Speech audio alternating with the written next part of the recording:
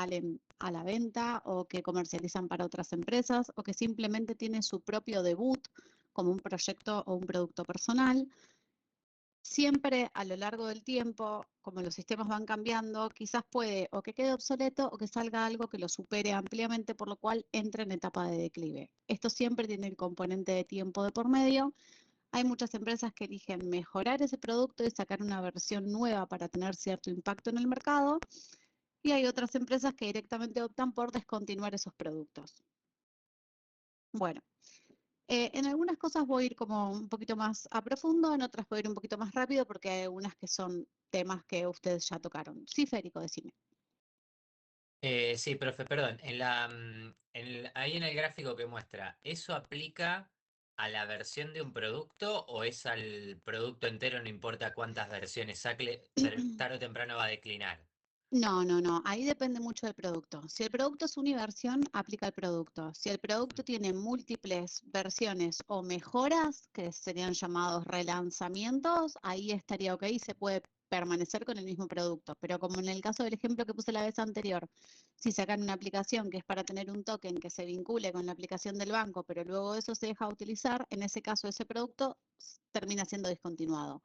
Ahora, si vos tenés un producto que el producto te permite vincularte solamente con Mercado Pago y luego hacen un lanzamiento de modo y vos necesitas vincular modo al mismo producto, sale la nueva versión y es un relanzamiento del mismo producto al mercado para que no entre en declive porque le faltan funcionalidades. ¿Me explico? Perfecto, claro. Entonces por eso Windows puede seguir por años. Exactamente, porque Windows puede mejorar o empeorar y va a seguir estando con nuevos lanzamientos y con nuevas features en cada versión que sacan. Y como Windows Perfecto. hay un montón de productos iguales. Bueno, dentro del ciclo de vida de un producto, sí, Iván, decime. Profe, en el eje Y, que era la B corta de la vida, o que... Es el valor en realidad, Ah, el bueno, valor del producto como tal. gracias. De nada. En el ciclo de vida del producto tenemos 4 etapas importantes. Dentro de la introducción tenemos la ideación, que es cuando el producto se genera a partir de la necesidad que tiene una persona y que plantea o de un requerimiento externo hacia una empresa que fabrica productos. La validación, que es donde se analiza si ese requerimiento que se está pidiendo o ese producto que se está planteando desarrollar es viable, es útil y a su vez la inversión que se hace en el producto va a ser realmente rentable y va a volver en un corto plazo. El planeamiento es la manera en la que analizan cómo llegar desde donde están parados hoy, desde la idea hasta el producto tangible. Lo que es la construcción tiene por dentro las herramientas, todos los mapas y todas las formas mediante las cuales este producto se va desarrollando en el tiempo. Y el lanzamiento como MVP es el mínimo producto viable, es decir, una versión pequeña y acotada que demuestre hacia dónde va ese producto y cuáles van a ser sus funcionalidades principales. En lo que es el crecimiento, tenemos como principal lo que es retención de clientes. La primera cuestión que se utiliza es la fidelización del cliente. Ahí entra en valor lo que es la buena experiencia del cliente a la hora de interactuar con nuestro producto. Por otro lado, ¿cuáles son los beneficios que el producto le puede ofrecer al cliente, tanto al día de hoy como a lo largo del tiempo de uso de ese producto? Es decir, muchas empresas ponen sistemas de puntos o de bonificaciones por compras. Eso es fidelizar un cliente también. Es importante la experiencia satisfactoria, pero también que tenga una suerte de cashback que le genere mayor ganas de tener una permanencia en el producto y no solo de la interacción. En la expansión de marca depende mucho de cómo esté gestado este producto, pero normalmente si el producto es el producto de una empresa, se trata de tener una suerte de campaña de marketing o de feedback con la gente que está utilizando el producto, como para poder acaparar más gente y al mismo tiempo ganar un renombre en el mercado. Y en lo que es aumento de la calidad, el feedback ese que se obtiene muchas veces se usa como retroalimentación para iterar sobre el producto y mejorar. Después de todo, cada producto que nosotros hagamos a lo largo de nuestra vida van a ser productos que nosotros estemos haciendo como para generar un impacto positivo y por otro lado tener también un retorno económico. Aguárdenme un segundito que tengo que sacar al gato.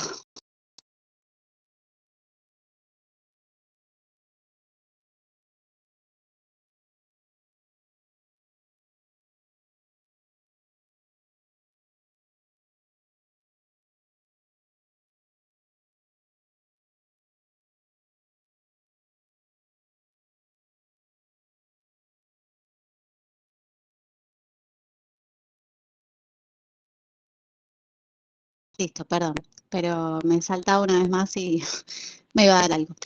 Después en la etapa de madurez tenemos lo que es la mejora de los indicadores ROICAC, que es sobre todo el retorno de inversión que uno hace como cosa importante. Se valida mucho lo que es, no sé, puedo poner un ejemplo en el que estoy trabajando actualmente.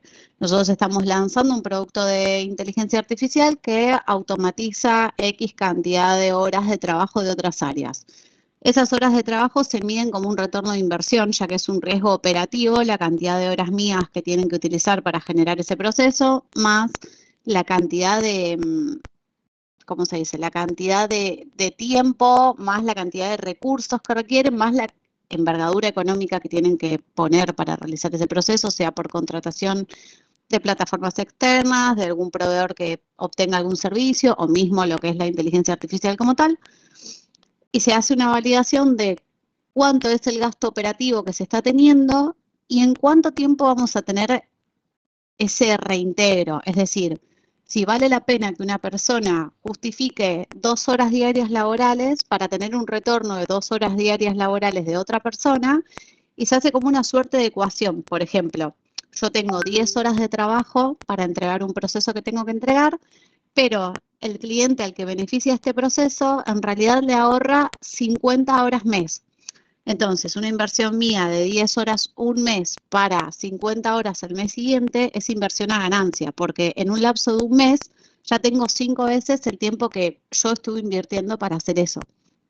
Ahora, si mi desarrollo lleva 40 horas, porque estoy semana y media o un sprint completo haciendo el desarrollo, y yo solamente le estoy solucionando 5 horas mes a un empleado solo, ahí se pone en cálculo de que el retorno no vale la pena la ejecución del producto como tal. Entonces, en ese punto, no se termina discontinuando la idea de hacerla, porque claramente no vale la pena el esfuerzo que se está poniendo para el retorno que va a tener. Y después, bueno, el CAC también es lo que es el costo de adquisición cliente. Sí, Federico. Sí, perfecto, perdón. Entonces, tal vez me perdí un poco. En la parte, en lo que es introducción, cuando se lanza el producto, como dijo que en la parte de crecimiento se hacen iteraciones para mejorar el producto por retención de clientes y el tema de la marca. ¿Quiere decir que es cuando se lanza el producto ya todavía es una versión beta de prueba? Ahí en la parte de introducción. No es una versión beta, sino que como hablábamos la otra vez, uno cuando lanza algo con el tiempo va iterando, en lo que es iteracional claramente, mejoras que va notando en base a las respuestas. En esos casos se usa mucho lo que es ver la respuesta de un cliente o la validación del cliente para el producto que uno está presentando.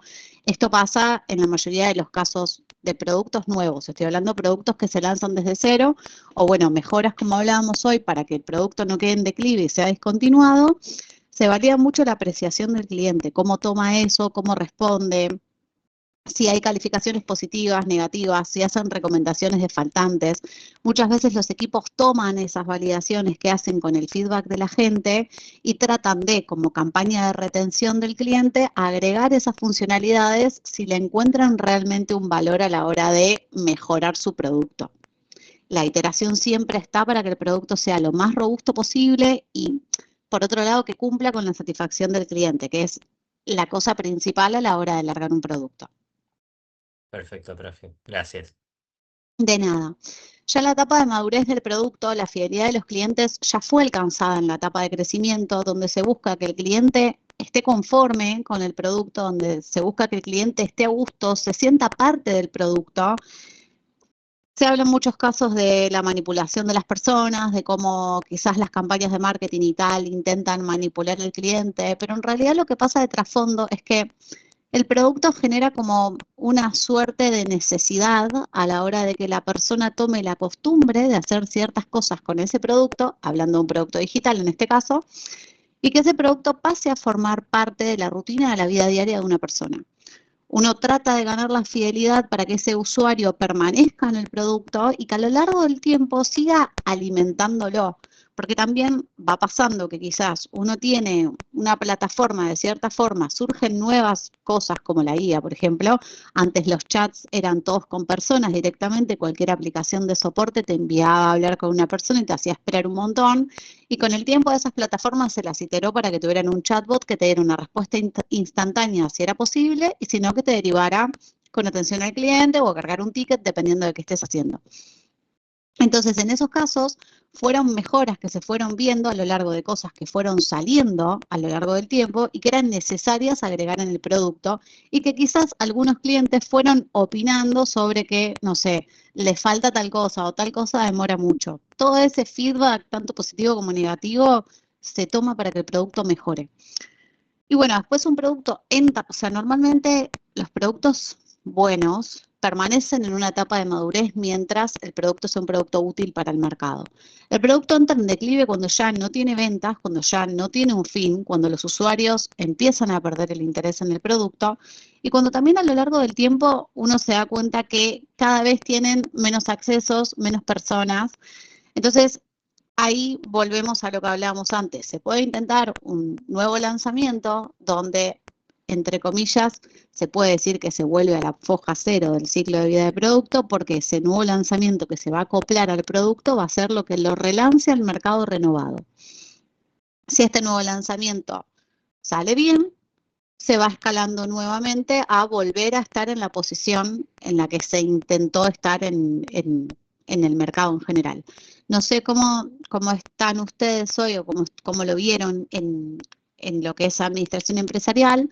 Entiendo que no dista tanto el temario de cuando yo lo cursé, pero en su momento también hablábamos de cómo los productos iniciales como tal en un punto desaparecen porque se vuelven obsoletos.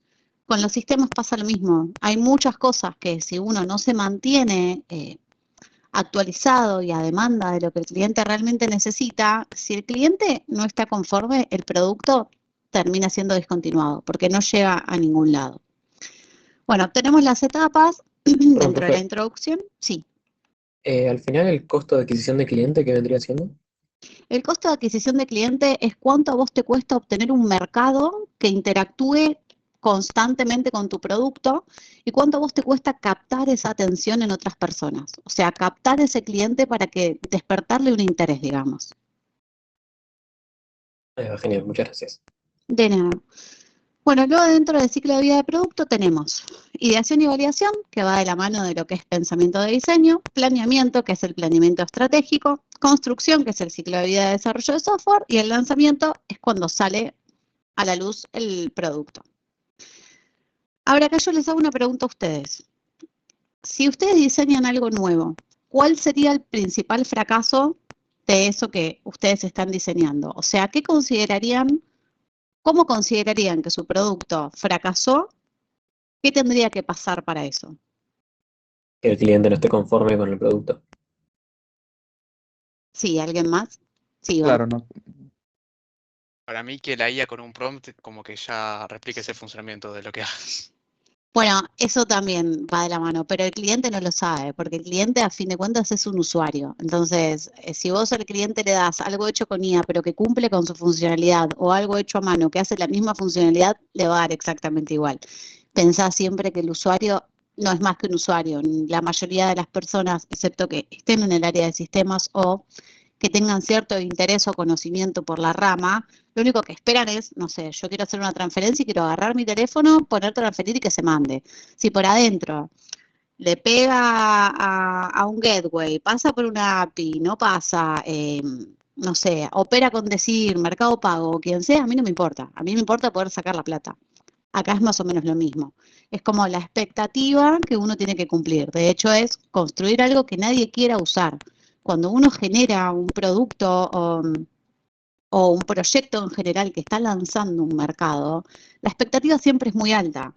Entonces, el fracaso total es que nadie esté interesado en ese producto, porque si no hay cliente, no hay producto. Vamos a ahondar ahora en lo que es pensamiento de diseño o design thinking, que comprende la ideación y la validación. El design thinking o pensamiento de diseño es un enfoque estructurado desde la generación a la evolución de las ideas y oscila entre modos divergentes y convergentes de pensamiento. Creo que sigue. No, bueno, después les explico qué es eso cuando tenga el gráfico, así entienden un poco más de qué va. Esto lo que tiene como particularidad es que está centrado en lo humano. Totalmente lo que hace de principio a fin es intentar entender las motivaciones y las necesidades de las personas. Así como el producto nace de una necesidad, tiene que cumplir con ciertos requisitos para generar el impacto que uno quiere generar cuando crea un producto. Desde lo experimental hay un espacio real para probar algo nuevo. En estas etapas nos permitimos fallar y aprender de los errores. Las etapas del pensamiento de diseño son 5. Empatizar, definir, idear, prototipar y evaluar. Ese es el gráfico que les decía. Con convergente y con divergente me refiero a que durante empatizar y definir y prototipar y evaluar qué es convergente, uno lo que hace es obtener muchísima información. Recopila mucha información sobre un público, un sector puntual al que quiere apuntar su producto, gente que se relaciona con cuestiones similares sobre la competencia, sobre un montón de cosas que a uno le pueden servir para saber hacia dónde está enfocando. Mientras que en idear, en la etapa divergente, lo que uno hace es bajar a tierra todas esas ideas que tiene y filtrar y quedarse solo con lo que realmente considera que puede ser útil para el desarrollo y para este diseño. Es decir, toda esa caja llena de cosas que tiene, la va desmembrando de a poco y trata de todo eso que tiene, armar como una suerte de paquete que tenga correlación entre sí y quedarse solo con eso para seguir trabajando desde esa base. Mientras que cuando está empatizando y definiendo, en realidad lo único que hace es absorber todo lo que puede para tratar de entender un público objetivo, para tratar de entender el sector de la sociedad que se va a estar dirigiendo con este producto, etcétera. La realidad es que, bueno, hay cosas que supongo que van a estar viendo en gestión de proyectos también, pero bueno, cuando uno arranca lo que es empatizar y definir y estar dentro de todo lo que es el pensamiento de diseño como tal, uno obtiene muchísimas cosas de muchas personas, en muchas técnicas que vamos a ir viendo ahora. Entonces la cantidad de información que uno tiene es muchísima, pero hay que hacer énfasis en que esa información que uno obtiene tiene que ser la correcta. Porque, por ejemplo, yo puedo tomar 3 personas, no sé, que sean de Buenos Aires, que tengan más de 50 años, que les interese la tecnología y, no sé, que escuchen punk rock. Y sin embargo, por ahí yo pongo esas 3 personas en una misma mesa y las 3 personas no son un público objetivo.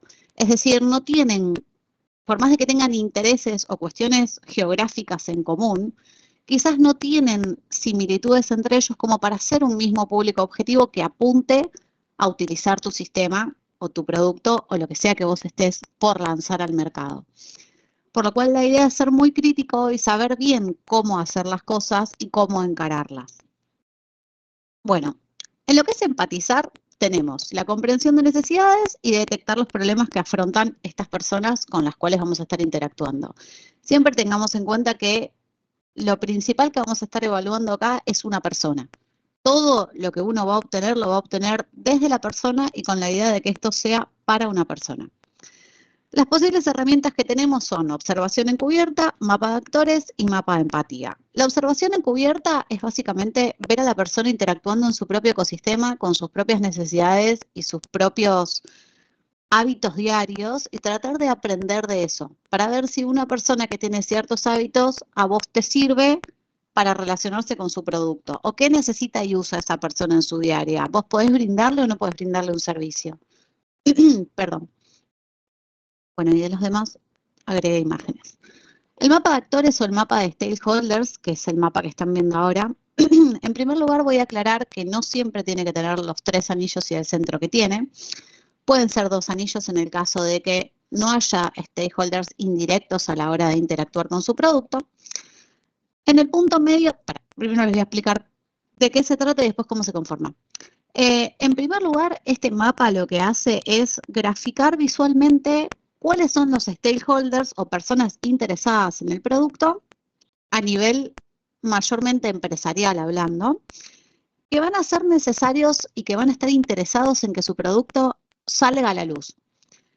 En el punto medio nosotros siempre vamos a tener un desarrollador, un PM y un QA, que son las 3 patas súper necesarias para que el producto pueda seguir adelante. Después, los usuarios core son, no sé, ponele en el ejemplo de que nosotros seamos una startup, nosotros vamos a lanzar productos mediante inversores. Bueno, los inversores tienen que estar cerca, porque uno tiene que darle constantemente actualizaciones a esos inversores de cómo va el estadio del producto para lo que ellos están invirtiendo plata o campaña publicitaria o lo que sea necesario. La retroalimentación tiene que ser bastante cercana y uno tiene que ir informando constantemente de cómo está yendo el producto, en qué se está utilizando el dinero, cuánto tiempo falta, etcétera. Los stakeholders directos, no sé, tomando el caso de... Pasa que esto también se basa mucho en el producto que vos vayas a lanzar y en cómo sea la empresa. O sea, cuál es tu idea para bajar la tierra, haces este mapa y pensás dentro de los sectores que vos tenés en tu propia empresa, cuáles estarían más o menos interesados a la hora de lanzar ese producto. Si yo voy a lanzar, a ver, quiero pensar, a ver, dígame algún producto que se les ocurra, como para usar de ejemplo. Lo que sea. Un videojuego, no sé. Un sistema de Bueno, gestión. videojuego me sirve también. O sea, es lo mismo. A mí lo que me interesa es poder decir, bueno, tengo un público objetivo, es un videojuego, es útil, yo sé que puede salir al mercado, bueno, perfecto. Si yo voy a sacar un videojuego cerca mío, teniendo en cuenta que soy una startup, tengo que tener un inversor. Como stakeholder directo voy a tener que agregar una capa de seguridad informática, porque claramente yo necesito que esa gente esté monitoreando el juego que yo voy a lanzar, si es para menores, si es para mayores. Y por otro lado, también la gente de legales, ver que las regulaciones cumplan con lo que es el país en el que se está lanzando el videojuego, etcétera. Un cliente, por ejemplo, no entraría nunca acá, primero porque normalmente no forma parte del scope en el que uno va a plantear el producto para lanzarlo, y por otro lado porque uno no está interactuando constantemente con el cliente en relación a ese producto como tal. Si quizás uno tiene, no sé, un prestador, o sea, no sé, mi producto quizás es una colaboración, sale el Zelda 3 y es una colaboración entre mi empresa y la empresa de Zelda. En ese caso quizás sí yo puedo poner al prestador, aunque sea en el último, porque el prestador está interesado en que mi producto salga, porque también lo va a beneficiar a él económicamente. Pero bueno, básicamente son los actores relacionados para el producto en puntual en el que nosotros estamos pensando y cómo se relacionan con el equipo central, es decir, qué tanta ida y vuelta tenemos. En este caso, por ejemplo, este tiene una agencia y un cliente, porque no sé de qué era el producto, pero bueno, la idea es que se vea que normalmente cuanto más cerca del equipo de desarrollo está, más interesados están en que el producto salga a la venta o se lanza al mercado en caso de que no se venda. Sí, Victoria. Me queda una duda sobre los inversores, porque creo que los estoy viendo en la última Sí, igual línea. acá tiene el cliente también. Por eso digo que depende. Este mapa se va a armar siempre en relación a cada producto. O sea, nunca va a ser igual para un producto que para otro. No es fijo, no es Ok. estático. Por eso pedí un producto de referencia como para ver cómo lo podía ir analizando en el aire. O sea, si nosotros tenemos una app que tiene un inversor porque somos una startup y el inversor es nuestra principal fuente económica, tiene que estar cerca porque va a estar ahí intentando constantemente que nosotros lo mantengamos al tanto de cómo está yendo el desarrollo del producto. Ahora, si el inversor simplemente pone plata para campaña publicitaria, va a estar a la altura de marketing y no le va a importar cuando salga el producto porque sabe que su retorno va a entrar por medio de la publicidad cuando éste salga. Entonces no está poniendo tanta plata de entrada, sino que es más un colaborativo. Ahora, si tenés un CEO, por ejemplo, o trabajás en una empresa más normal y no en una startup que es más pequeña y tiene menos organizaciones. Por ejemplo, si vos trabajás en una empresa como OSDE, por ahí tenés que tener a recursos humanos acá adentro, si vos necesitas contactar personal o contratar personas nuevas o requerís de horas de personas de otros sectores. Dependiendo de qué producto sea que estás armando es lo que vas a tener. Si tenés una startup no vas a tener recursos humanos directamente porque el área no existe.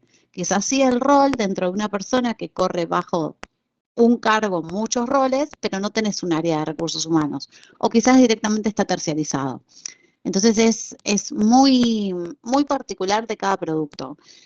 La realidad es que no va a haber nada que esté mal que uno incluya dentro de este mapa, siempre y cuando pueda ser realmente justificable. O sea, si vos me decís que acá vos tenés al usuario final del proyecto, porque el usuario final recibe un newsletter semanalmente con las actualizaciones que se le van haciendo para cuando se lance, y eso, no sé, despegó una campaña o se hizo trending topic en Twitter, Bueno, ahí el usuario final tiene cierta expectativa y cierta ansiedad y ciertas ganas sobre que el producto llegue a sus manos y está como haciendo su propia campaña para el producto. Entonces, en ese caso sí, por ahí toma color que esté en este mapa. Pero si vos vas a hacer una aplicación de venta de servicios, al usuario final le va a dar igual que vos saques o no la aplicación, va a llegar mediante el impacto que vos generes cuando la lances, pero al día de hoy el usuario no tiene ni idea de que tu aplicación existe. Entonces, acá no tendría ningún sentido que esté. No sé si quedó medianamente claro. Sí, profe, sí. Es por el producto. Ok. Bueno, después tenemos lo que es el mapa de empatía. El mapa de empatía es el análisis de una persona en un momento determinado. Este mapa de empatía es algo que en lo que es UX particularmente luego se convierte en una buyer o en una protopersona, que va a ser uno de los perfiles que se va a tomar como público objetivo para el producto. Uno hace una suerte de target en base a estos mapas de empatía, donde define el público objetivo al cual va a dirigir el producto, y con el público objetivo luego arma unas protopersonas, que es una ficha técnica, llamémosle, de una persona que se usa como modelo para tener ciertas cosas en cuenta a la hora de generar el producto que se está armando. Acá lo que se valida sobre todo es que si uno hace un mapa de empatía el día de hoy y lo hace el día de mañana, distintos momentos y distintos estados de ánimo, inclusive de la persona, pueden dar un distinto resultado. Entonces, lo que se trata de hacer precisamente es tener una gran variedad de estos mapas para evaluar también qué tienen en común las personas que fueron evaluadas. Por ejemplo, no sé, si 3 personas ven TikTok, de la cantidad de personas que me hizo el mapa de empatía, yo hago 10 y 3 ven TikTok, yo voy a tomar esas 3 de coincidencia como para pensar en el día de mañana lanzar una publicidad de mi producto en TikTok, porque sé que mucha parte del público toma eso como parte de su contenido diario. Entonces es una buena oferta hacer una promoción desde ahí. Sí, Victoria. Ay, perdón, profe, con mis preguntas. No pasa nada, estoy entendí. para eso, agradezco que me Pero preguntes. era genial. ¿Sobre qué público se hace este mapa de empatía? No entendí para qué es. Se hace sobre público en general, o sea, yo podría hacerles ¿Antes de elegir mi producto o para elegir mi producto? exactamente, antes de elegir el producto. Uno lo que hace, muchas veces se usa como para buscar una necesidad, de hecho, en el cliente, Ah, ya y en entendí. base a esa necesidad, vos planteás si tu idea de producto va alineada con eso, si vos ya arrancaste con algo en la cabeza, pero normalmente esto se hace sin pensar en ningún tipo de producto. Muchas veces las empresas los hacen y guardan los datos, normalmente se contrata una consultora que hace esto, no suele hacerlo 1X solo, pero guardan estos datos para evaluar, obviamente no mucho tiempo porque el tiempo cambia las respuestas, pero evaluar qué tipo de producto podría generar impacto en cierto público objetivo. Buscan coincidencias entre las personas para ver qué cosas de ahí pueden tomar para generar un impacto y a su vez también se fijan si hay necesidades en común. Si tenés 10 personas que se están quejando de que no pueden monitorear a su mascota, bueno, por ahí pensás en generar un chip para monitorear a su mascota. Se busca a través de esto la necesidad en el cliente. Sí, doctora, tenías la mano levantada, perdón. Ah, ya había entendido en base a lo que le respondió la compañera, pero igual iba a preguntar que es como ver cómo se comporta el individuo a ser estudiado para venderle algo que yo quiero hacer. En realidad no es tanto venderle algo que yo quiero hacer, porque la mayoría de las veces esto se hace cuando no hay un producto en mente, sino que se trata de buscar qué puede generar un impacto y qué puede ser útil para la gente. O sea, muchas empresas lo usan a modo de encuesta para evaluar qué le está faltando a una persona y qué tipo de servicio le pueden llegar a ofrecer para tener mayor ingreso.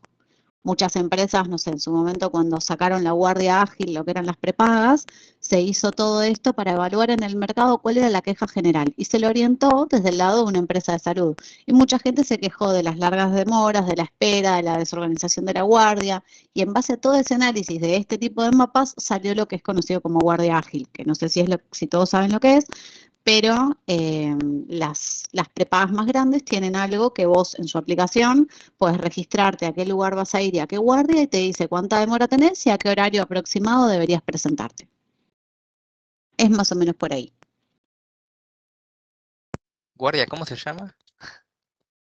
Guardia ágil se llama. Por lo menos en Swiss Medical es guardia ágil. Ah, me sirve, me sirve. O de, por ejemplo, en vez de usarlo, perdón, en vez de usarlo para eso, lo usó para generar la videoconsulta, Eso iba a que decir, profe.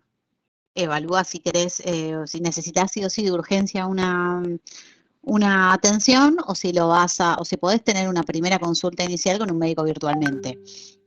Básicamente, las empresas usan estas cosas para ver también a veces qué mejoras pueden hacerles a su producto para poder acaparar más gente también.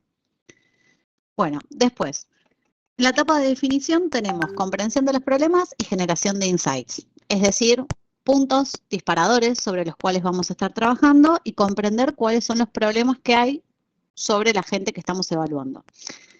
Acá podemos hacer mapa de causa raíz o inmersión cognitiva.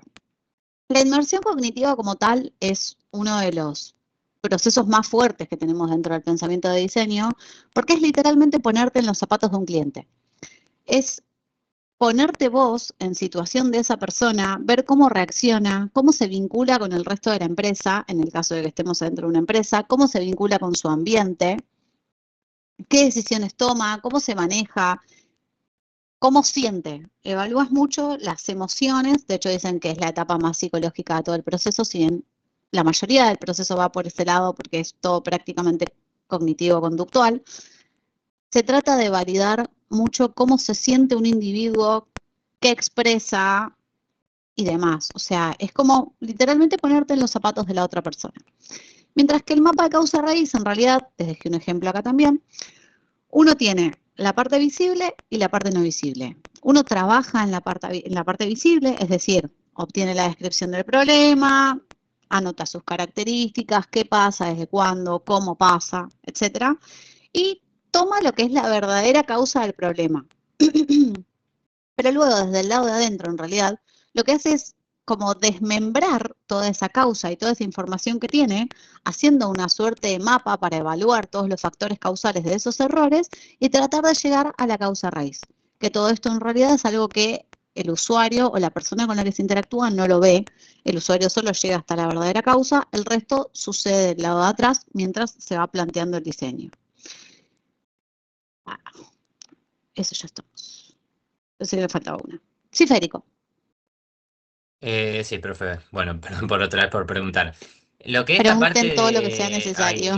el mapa de empatía, ay, perdón, perdí el mapa de empatía puede ser, Voy o para atrás si querés, sí. mapa de empatía. Sí, eso y ya en la parte de la inmersión cognitiva.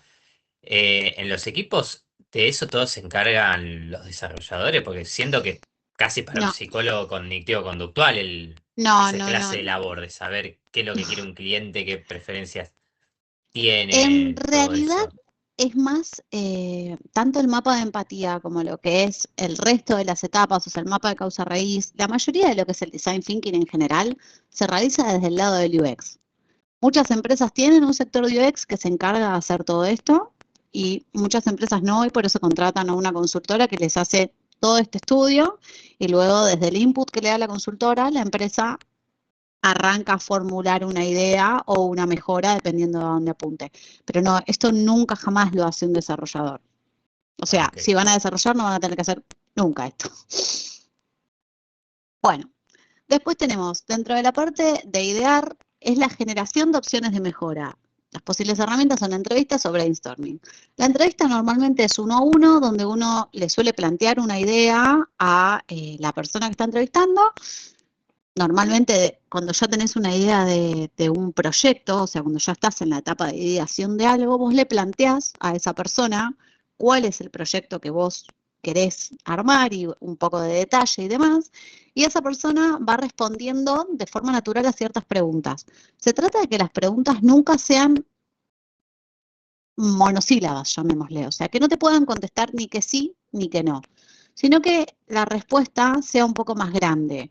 O sea, vos no le preguntarías a una persona, ¿te parece que estás a gusto con el producto? ¿O te parece que consumirías el producto? Y que la persona te conteste que sí o que no, sino que apuntarías más a preguntarle qué factores harían que vos consumas mi producto.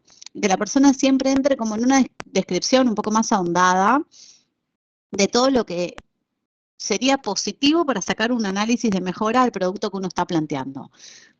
desde ese lado, desde cuáles son las cuestiones que uno puede pretender que el producto tenga sí o sí para ser satisfactorio. O mismo si uno tiene ideas como tal, no sé, preguntarle, ¿vos pensás que un plan de fidelización que te devuelva, no sé, como hacía Lemon, que te devuelva un porcentaje de cashback en Bitcoin te sería interesante?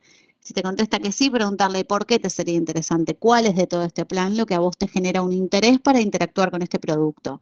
Cuanto más profunda pueda ser la entrevista, la pregunta y la respuesta del usuario, más útil es. Porque ahí con esas entrevistas también lo que se hace es nuevamente un cruce de datos para ver si hay factores que se repiten en respuestas o si hay factores que realmente a la empresa quizás se le pasaron y dicen, mirá, esto lo mencionó solo esta persona, pero es algo nuevo en el mercado, lo puedo presentar como innovador y puede tener un buen impacto. Entonces, toman esa idea también, la apropian y la hacen parte del producto que están armando. Y después lo que es el brainstorming, creo que les dejé un mapita. Sí, Iván. No, justo quería hablar del brainstorming, pero lo digo al final de todo. No, habla tranquilo.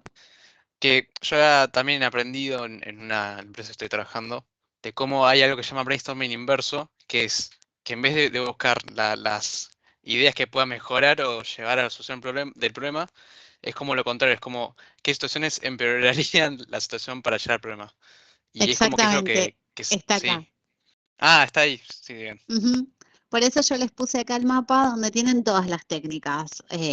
Yo solamente les voy a preguntar qué es el brainstorming, que básicamente el nombre lo dice, es un escupir ideas constantes y de esas ideas que a uno le nacen, sacar un mapa útil. Pero bueno, después de eso hay un montón de formas de realizarlo. La tradicional es la que usa la mayoría, que es compartir ideas sin ningún tipo de crítica y sobre esas ideas tratar de construir algo. Se trata de que las ideas sean descontracturadas y que sean espontáneas, cosa de que la persona no esté evaluando lo que va a decir, sino que lance palabras que le genera estar interactuando con un producto o con una idea. Después, bueno, se hace también sobre un tema central, hacer una suerte de mapa mental. Como comentó el compañero, al reverso es precisamente cómo causar el problema. Y bueno, por otro lado también cuando la audiencia, en vez de responder las preguntas normales, las responden desde otra perspectiva. Es poner a uno en el lugar de otra persona. Bueno, y también asociación de palabras, que sí es algo que se usa mucho. En base a una palabra, quizás otro va respondiendo otra, y en vez de ser como el tradicional, que son todas ideas desconectadas, acá se arma una suerte de mapa conceptual con palabras que van acotadas la una con la otra. Normalmente habla de un empleado, porque se suelen hacer quizás en ambientes más grandes, sea de análisis de, no sé, vas a lanzar un producto para una empresa y lo vas a hacer a esa empresa, es un trabajo de campo, esto que se hace muchas veces. Y bueno, en relación a esto vas haciendo que cada uno sobre una idea o lo que sea que estés planteando para ofrecer, vaya diciendo una palabra que tenga correlación con la anterior. Y bueno, en base a eso armas tu mapita. Luego, dentro de lo que es, sí, Estefano. O sea, con el brainstorming, primero es de la persona de la empresa hacia el cliente, ¿verdad? Exactamente. Y lo que se busca es como inundarlo de preguntas para No de sacar. preguntas, al contrario, en realidad el brainstorming lo que plantea es que el cliente o los potenciales clientes te den a vos muchas palabras relacionadas con la idea que vos le estás planteando y que ellos te digan qué les surge de esa idea. Entonces vos de esas ideas sacás una potencial propuesta. Cuando lo haces en una empresa, muchas veces se hace quizás para mejorar procesos que ya están activos. Entonces tenés una reunión de brainstorming, ahí sí se hace normalmente a cargo de un PM o de un PO, dependiendo de la empresa, y esa persona hace una reunión donde convoca a todos los involucrados con este proceso, pueden ser tanto desarrolladores como personas que participan en el uso de ese proceso, y se hace la misma técnica para evaluar en qué están en común, en qué están en discrepancia y cómo se puede mejorar ese proceso. Claro, la idea sería tener muchas palabras distintas para sacar muchas ideas distintas.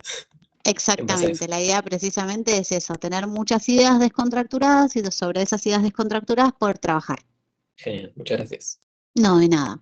Bueno, y luego en la parte de prototipar tenemos lo que es un mapa mental, un storyboard o un diseño de prototipos. Primero que nada, el mapa mental lo que hace es bajar a pequeño algo que nosotros estamos pensando. En este caso, encontré el hotel que estaba bonito y por eso puse este, pero puede ser tranquilamente un CRM que tenga distintas interacciones y se vayan describiendo sus interacciones. Puedo tener un dashboard que se usa para que los clientes vean su puntuación en una billetera virtual y vos vas a tener las distintas partes a las que vos puedas acceder de ese servicio con todo lo que lo componen. Vas separando una cosa grande en muchas cosas más pequeñas. Entonces lográs tener una visión del todo de una misma cosa planteada en un mismo mapa. Después, lo que es el storyboard, como le implica el nombre, es como si fuera una suerte de historieta. Bajas las funciones o las funcionalidades principales de un sistema a una pequeña historieta con distintos pasos de cómo deberían suceder las cosas. Así como cuando uno detalla un caso de uso y va poniendo paso a paso cuál es la cosa que va sucediendo, es decir, cliente enciende el celular, cliente abre la aplicación, cliente selecciona pagar, cliente ingresa monto, etcétera. Acá es más o menos parecido, pero a una escala un poco más grande. Es decir, normalmente se hacen 6 viñetas, o sea, casi siempre se hacen 6 viñetas. Esto también lo hace un UX. Y vas agregando cuáles son las cuestiones más importantes de la idea que uno está desarrollando. Entonces vos por ahí lo haces entre varias personas y esas varias personas de una misma idea te devuelven distintos flujos. Y eso también se usa para hacer limpieza y priorización. Y bueno, después el diseño de prototipos puede ser como lo vemos acá, que es un diseño de prototipos realizado en Figma, que bueno, es la aplicación que más se usa a nivel prototipo digital. Pero bueno, después también tenemos otras aplicaciones de prototipos que son de una calidad un poco más baja, llamémosla, más en blanco y negro, más relacionado a un wireframe. Y bueno, también existe la posibilidad de prototipar a mano. Mucha gente no lo hace, pero muchas personas hacen pequeños bocetos iniciales, que de hecho se recomienda hacer un boceto inicial y sobre ese boceto iterar hasta pasar a lo que es prototipar digital y tener una versión medianamente armada del producto que estamos haciendo. Bueno, y después en evaluación tenemos la posibilidad de evaluar el prototipo y mejorarlo. Ahí tenemos lo que es la preparación del elevator pitch y la presentación del prototipo. El elevator pitch, acá les dejé una imagencita para que tengan los pasos por si les interesa más o menos cómo va. Pero bueno, el elevator pitch básicamente es una presentación que nosotros hacemos al cliente donde constamos por estos 6 pasos claramente. Primero tenés que cautivarlo, identificarlo, dar una impronta grande como empresa, como desarrollador o como lo que sea que estés haciendo. Muchas veces lo hace marketing también para vender sus campañas. ¿Cuál es el problema que vos detectaste? ¿Cuál es la solución de ese problema? ¿Por qué vos y no otro prestador? Es decir, tenés que venderte de la mejor forma posible, porque de hecho esto se usa para eso, es para conquistar, entre comillas, al cliente. Y la llamada a la acción, fecha, cuándo, importes y la manera de empezar a desarrollar o a poner en práctica eso que uno está planteando. El elevator pitch prácticamente es una presentación. Se dice por norma que la presentación tiene que durar entre 20 y 60 segundos, pero normalmente en muchos lugares te obligan a que esa presentación sea de 35. Pero bueno, los rangos más o menos están entre 20 y 60 segundos. Y bueno, la idea es esa, una presentación concisa y de alto impacto. Hasta acá por esta parte. ¿Alguna pregunta o algo? ¿No? Muy poco el tiempo de presentación. Sí, es muy Pobre, poco. Pero precisamente lo que hacen es eso. O sea, la idea es que no te a deja mí me pensar. perturba un poco que sea 35 segundos. Pero bueno, la idea es que sea de alto impacto también para que vos en pocas palabras puedas demostrar tu valor. Lo que se busca es, yo tengo este producto, lo estoy presentando por esto, soy tal persona, tengo esta expertise y te propongo esta solución. Fin. Algo Vos como en un conciso. minuto tenés que poder comprarte a la persona, exactamente. Tiene que ser conciso, tiene que ser preciso y sobre todo cautivador. Están los pasos esos que obviamente son cosas que tiene que incluir sí o sí, porque si no, no va a ser efectivo. O sea, primero que te vas a exceder del tiempo y segundo que el cliente te va a empezar a consultar cosas. La idea es que después de esto el cliente te consulte cosas más internas y no que te tenga que preguntar a vos y por qué debería contratarte. Eso ya debe estar ahí adentro. Vos lo que tenés que hacer es, con el elevator como tal, generar en el otro una sensación, viste que dicen que hay gente que habla y vos le compras hasta una cabra. Bueno, es un poco por ahí. Es el hecho de, bueno, yo te presento esto con toda la impronta preciso, conciso y claro y tengo que lograr que tu atención esté al 100% en mí. Si yo logré eso y logré que te interese el producto y justificar bien lo que la otra persona está esperando, también muchas veces hacen averiguación del mercado para tratar de tener un impacto más grande y cautivar al cliente desde el punto de conocerlo un poco más. Así como dicen que uno en la entrevista tiene que investigar a la empresa, en el caso de los consultores que venden servicios o productos, también lo hacen y tratan de, bueno, orientar estas cuestiones más a lo que esperan que a la persona le genere el impacto. Pero sí, cortito y al pie, como se dice básicamente, tiene que ser rapidito. ¿Tienen alguna pregunta más de esto? O sea, profe, el elevator speech entonces es para el cliente, o sea, sería el que invierta en el producto. Exactamente, Ok, vos tenés no que para el conquistar usuario, al digamos, al final cliente. del... No, es el cliente como tal, o sea, la idea es que, bueno, hay casos en los que el cliente y el usuario son la misma persona y hay Claro, casos en los claro. que no. En el caso que el cliente y el usuario sean la misma persona, sí, claramente es por ahí. Si no, es para el cliente, porque uno lo que tiene que lograr es que la otra persona quiera comprar y quiera invertir o quiera ejecutar tu solución. Claro, es como una búsqueda de inversores, básicamente. Algo así, o sea, muchas Mm, veces quizás una persona te plantea un problema y vos en base a un problema haces todo esto sin volver a conversarlo con la persona y la idea de hacer el elevator es que la respuesta esa que vos no leíste su problema se la presentes breve y concisa con esa presentación. Genial. Y esa charla que estaría a cargo de, no sé, del dueño de la empresa, un project manager o alguien que sepa de ventas, porque tiene que Sí, sea de el casi 30 desarrollador no lo segundos. hace. El No, desarrollador no no me lo veo haciendo hace. eso. Quizás lo puede hacer alguien de marketing o quizás lo puede hacer un PM, un PO o un líder del sector. Yo trabajé en consultora mucho tiempo y el líder o sea, lo que era el gerente de sistemas era el que nos pedía a nosotros que le armemos los requerimientos para que pudiera armar su elevator y él con ese elevator iba y presentaba a la empresa que quería adquirir cuál era su idea de negocio. Y en base a eso captaba o no al cliente. Pero yo nunca hice la presentación y ustedes probablemente mientras tengan un rol de desarrollador no lo van a tener que hacer tampoco. Sí. Después es como todo, la realidad es que sistemas aplica mucho al organigrama que tenga el lugar en el que ustedes trabajen y a cuántos roles tengan separados o no. Claro, y realmente dura eso aproximadamente 30 segundos. Yo no, perdón, no lo puedo creer, pero bueno, nunca Un estuve minuto, en... un Sí, es que, minuto para yo hacer. supongo, imagínate que yo lo pienso como un anuncio, que sé yo, de YouTube, algo así, que te intentan generar una necesidad. O sea, imagínate que ya de por sí nos ponen un anuncio de 10 segundos y queremos sacar esa vaina rápido. O sea, Claro, Que te vuelve loco. Exactamente, tienen que ¿cuál es una publicidad venderte esa charlada vaina rápido, entonces? porque si no la gente te más o saca, me menos. imagino. Claro, no solo por eso, sino porque también lo que se busca es que si vos generas un alto impacto, la persona va a querer saber más sobre tu producto. Entonces, esto es un gran disparador para que la persona tenga un gran interés, si usas las palabras adecuadas, por supuesto, y Sí, sobre eso la persona va a empezar a indagar en vos. Entonces ahí vos sí podés ahondar Claro, más en ciertas cosas, intentar comprarte a esa persona, pero el impacto lo generas acá y ahí esto te abre la puerta o te la cierra.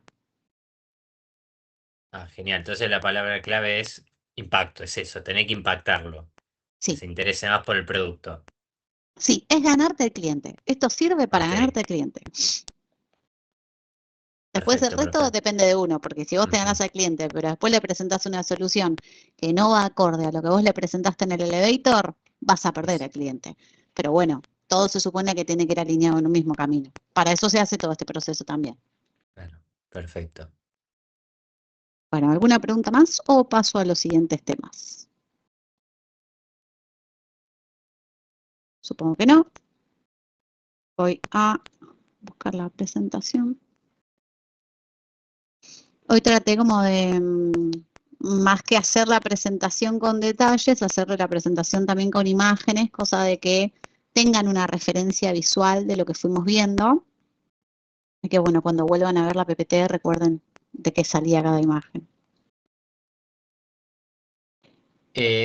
Solo una pregunta rápida antes, profe. ¿Este tema que ¿Sí? acabamos de ver está más en el libro de Jacobson o deberíamos leer otro libro para No, en interiorizarnos? realidad esto es un poco más, como les digo, quizás no sé si es tan necesario que lo interioricen, yo lo único que les voy a pedir en un examen son las definiciones de las cosas, Con que tengan una Ok. idea, haciendo que voy a tomar un multiple choice, van a entender de qué va cada una, pero es algo que quizás va más relacionado a lo que es UX o a lo que es marketing como tal. Es más contar partes de las etapas que tengan que estudiarlo de memoria. Ah, ok, perfecto. Pero bueno, es un poco parte de todo el cross que vemos en esta materia. ¿Por qué no tengo esto? Acá está. Ahí ven. Sí, sí. Perfecto. Bueno, la segunda parte de lo que vamos a ver hoy incluye todo esto. Parte de las cosas que ustedes hoy ya estuvieron hablando, como les dije, la idea era dejarlo para después, para, bueno, no ahondar tampoco en esto, darle una repasada general. Y bueno, lo que sí les voy a explicar es lo que es el marco Cinefin y la documentación en agilidad, que es algo que vimos medianamente por arriba también. Bueno, acá estamos en planeamiento. Planeamiento tiene análisis del mercado, prueba de conceptos, gestión de riesgos, selección del MVP y la gestión de stakeholders. Todo esto va más o menos de la mano con lo que estuvimos viendo anteriormente, como todo, o sea, el análisis del mercado dentro de la ideación y la validación, y acá, bueno, con los resultados que tenemos, hacemos un hincapié dentro de eso para ver cuál es nuestro público objetivo. La prueba de concepto es que ver que la idea que estamos llevando a cabo cumpla, la gestión de riesgos tiene en parte lo que es economía y por otro lado también qué tan viable es el producto que estamos seleccionando. La selección del MVP es cuáles son las funcionalidades que vamos a incluir en el mínimo producto viable, ya que uno por ahí tiene 10 módulos adentro de una misma aplicación, y cuando vas a hacer un MVP no te conviene hacer la funcionalidad mínima, perdón, de cada producto, o sea, de cada, no sé la palabra, perdón, de cada sector de la aplicación, sino que más bien mostrar los puntos fuertes de forma básica, pero que genere cierto interés, y bueno, la gestión de stakeholders son todos los actores de este sistema como tal. En construcción tenemos el ciclo de vida del desarrollo de software, que es un poco lo que venimos viendo también. Dentro del ciclo de vida tenemos el análisis, que son los requerimientos del software, es decir, qué va a requerir, cómo se va a requerir, cómo se va a realizar, qué tecnología se va a usar, todo lo que nosotros necesitemos para llevar adelante lo que estamos intentando desarrollar.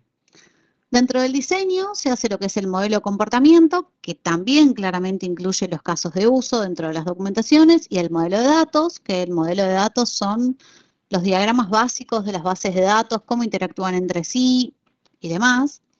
Dentro de la codificación se hace la aplicación de patrones y por otro lado los test unitarios, es decir, que cada cosa pequeña que se va realizando se pueda testear que funciona de la forma esperada. Dentro de lo que son las pruebas se hace un test de regresión y un test de integración. Obviamente se evalúan las funciones mínimas de manera individual y por otro lado se evalúa también cómo el sistema reacciona cuando ciertos procesos que van encadenados se van unificando. Es decir, cuando el sistema está ensamblado completamente, se testea también el sistema completo. Que este funcione en base a lo esperado, que los resultados sean los necesarios. Se toma en base toda la documentación que uno armó al principio del proyecto para ver si cada cosa que se desarrolló y cada cosa que se armó funciona correctamente en relación a lo esperado. No tanto en relación al código como tal, sino a lo que se planteó de esa funcionalidad.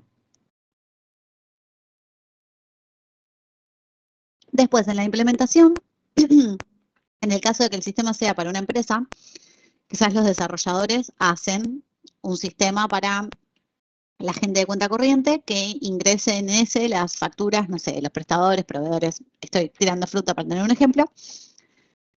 Entonces, sistemas tiene que generarle una capacitación a ese área de cómo funciona el sistema, cuáles son los puntos fuertes, qué hay que hacer, qué no, cuál es el roadmap interno del sistema y cómo se interactúa con el mismo.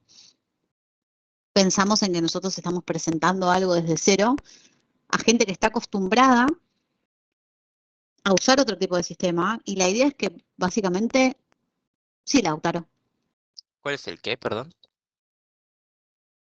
como perdón, lo que estaba diciendo es que básicamente la gente está acostumbrada a usar otro tipo de sistema, entonces uno desde la capacitación tiene que demostrar cuál es el punto fuerte de este sistema, cómo se usa, cómo responde, qué tienen que hacer, qué no, etcétera. O sea, la capacitación es importante porque vienen acostumbrados a usar otro sistema y normalmente Las áreas en general son reacias a un cambio, entonces tener una buena capacitación facilita que el área esté conforme con el trabajo.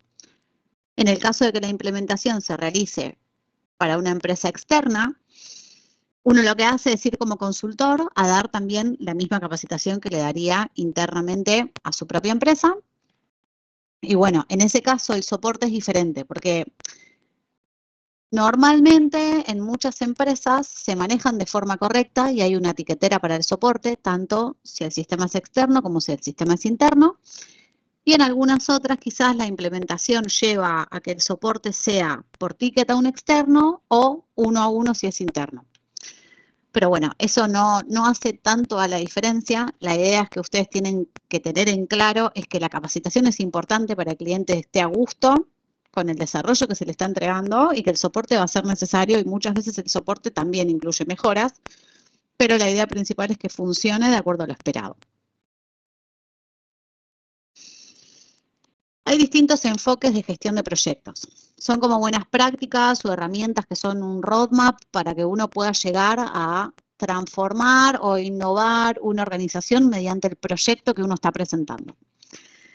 Tenemos el modo predictivo y el modo ágil principalmente. El predictivo se basa en la planificación, en conducción de procesos de forma secuencial, para evitar eventos inesperados que afecten los resultados. Tiene objetivos, tiene acciones, es más o menos como la cascada que estamos hablando, de que las cosas van de forma secuencial y organizada. El ágil, en cambio, al igual que la metodología ágil, que de hecho se refiere a eso, trabaja en ciclos cortos de experimentación que involucran individuos y buscan un proceso de co-creación constante. Gracias a este proceso se va ganando aprendizaje de forma rápida y a bajo costo. Esto se basa en base a las iteraciones que hablábamos el otro día. El híbrido, en cambio, combina los dos marcos, gestiona con la flexibilidad que brinda el enfoque ágil dentro de ciertos parámetros como los objetivos y las metas del enfoque predictivo. La mayoría de las empresas el día de hoy usan un esquema híbrido. Ninguna de las dos usa una agilidad al 100% o un predictivo al 100%. La realidad es que un híbrido es lo que más se usa porque se trata de partir desde un objetivo o desde una meta fija, con ciertas ideas que ya inician fijas desde el momento en el que comenzamos este proyecto, pero sin embargo los sprints, las iteraciones y las mejoras se tratan de forma ágil y no son permeables, es decir, están receptivamente abiertos a que la persona que va interactuando, los desarrolladores o el mismo tiempo que va influyendo en esto, genere oportunidades de mejora o mismo también ir sacando algunas cosas que quizás durante la marcha se dan cuenta que no son tan útiles como se plantearon inicialmente y que se puede proponer en lugar de eso otra cosa que sea mejor que lo que habían planteado. Ay, me pasé. Bueno, acá tenemos lo que hablábamos el otro día, cómo se maneja en cascada, cómo se maneja el ciclo de vida, iterativo, incremental, de más chico más grande. Y bueno, ahora vamos a hablar un poco del marco Cinefin. Es un modelo que permite a los líderes tomar mejores decisiones mediante la identificación del contexto en el que se encuadra un determinado problema. ¿A qué voy con esto? Hay varias herramientas o estrategias que se usan para evaluar contextos a la hora de querer presentar un nuevo producto o una nueva solución. Nosotros vamos a enfocarnos solamente en el Cinefin, que es uno de los más complejos, llamémosle, pero hay otros, si les interesa buscar también, pueden buscar. Son dos bastante importantes que se llaman Buca y Bani. Perdón. El Buca sería como una primera versión y el Bani es como una versión mejorada. Ambos dos están compuestos, cada una de sus letras significa algo. Sí, Iván.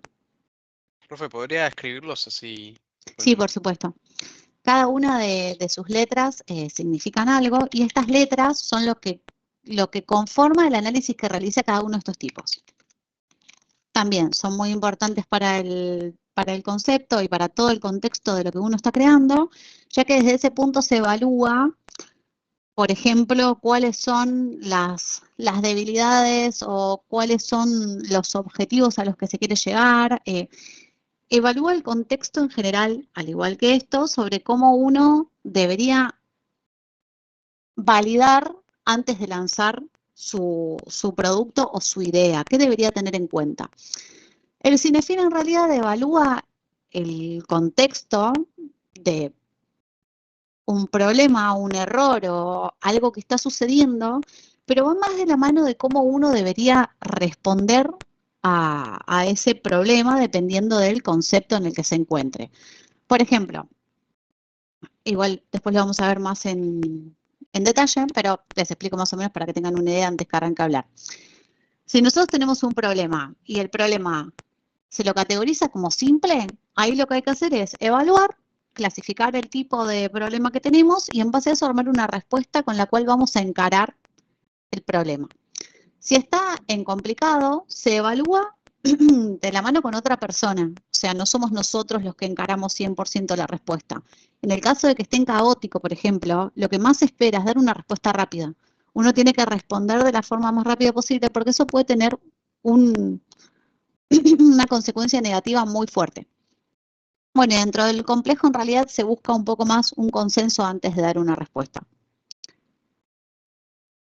Cuando está en el aspecto de simple, es muy fácil identificar la causa y el efecto.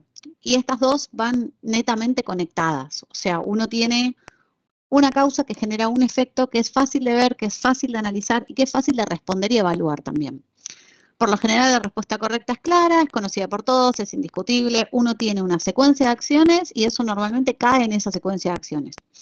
En este dominio existen las mejores prácticas, soluciones conocidas para problemas conocidos. Muchas veces, imagino que también en empresarial habrán visto lo que es un manual de usuario.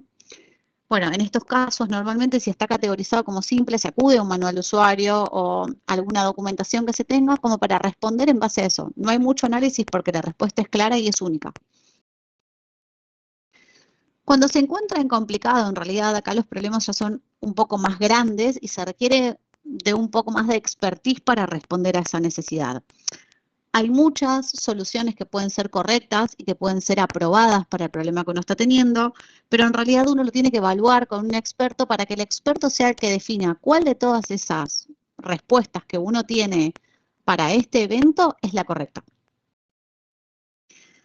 Bueno, cuando es complejo, literalmente. Son resultados que son muy poco predecibles. O sea, acá no hay guías, no hay mejores, no hay buenas prácticas, no hay nada. Es básicamente un prueba y error. No se sabe qué solución va a funcionar, no se sabe qué solución es la correcta. Bueno, tenemos que generar contextos donde haya lugar para la experimentación y donde el fallo sea de bajo impacto. Tal cual les digo, esa prueba y error, la idea es intentar entender cómo viene, cómo se puede llevar a cabo, cuáles son las cosas que se pueden probar para dar una respuesta y a su vez que la respuesta negativa no impacte más negativamente de donde ya estamos con el problema de base. Son resultados impredecibles, pero se hacen en un ambiente controlado, llamémosle. Bueno, tiene que haber muchos niveles de creatividad, innovación, interacción. Muchas veces se trata esto entre varias personas, por lo cual la comunicación y el manejo es bastante importante. Bueno, después en el caótico, es básicamente el desorden total. Acá lo que hay que hacer es tomar acción de la manera que sea para tratar de, bueno, no el desorden total porque acá justo tenemos desorden, pero es un caos. Entonces, el caos lo que necesita es orden para nivelarse, por lo cual hay que tomar decisiones y responder de manera rápida y instantánea para que ese problema que está acá no tienda al desorden directamente. Ahí está. Bueno, y en el desorden es básicamente cuando el problema sale de contexto. O sea, el problema que nosotros estamos evaluando no puede ser categorizado, no puede ser centrado en ninguna de las 4 patas que tiene esta metodología, por lo cual lo que se trata de este lugar en realidad es sacar el problema de ahí, poder categorizarlo en alguno de los 4 cuadrantes como para poder accionar de alguna manera. Como el problema está acá, que es un problema que quizás tiene un componente de varios y por eso no se puede categorizar, lo que se busca es como tratar de encontrar un nivel o encontrar ideas que te puedan permitir evaluar en cuál de estos cuadrantes lo puedes ubicar. Porque la realidad es que cuando un problema tiene un componente de simple y un componente de complejo, normalmente se lo lleva al complejo, porque siempre se busca el escenario más difícil sobre el cual la prueba tiene que ser lo más precisa posible. ¿Cuándo parte del desorden? Cuando no hay duda porque el problema se categoriza sencillamente y se aborda en base a cómo fue categorizado. Profe, Sí.